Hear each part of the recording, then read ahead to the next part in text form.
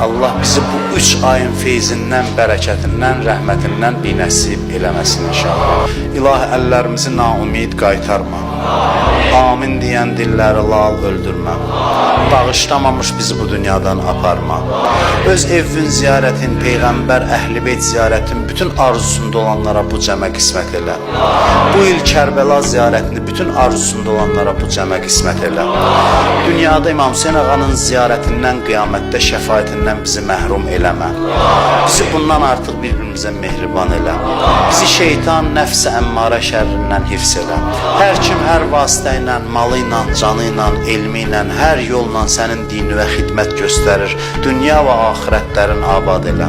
Kimlər ki bizdən dua istəyiblər, iltiması dua deyiblər, hamısının hacətlərini rəva elə. Ömrümüzün axırınacan bizə halal, minnətsiz ruzi mərhəmət elə.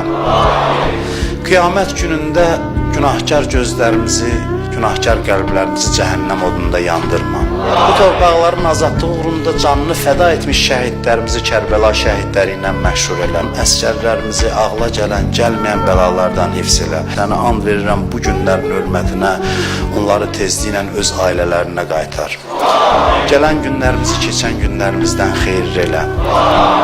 Ailəmizdən, nəslimizdən İmam Hüseyin düşməni, Əhl-i Beyt düşməni qərar vermə. İmam Zaman ağamız.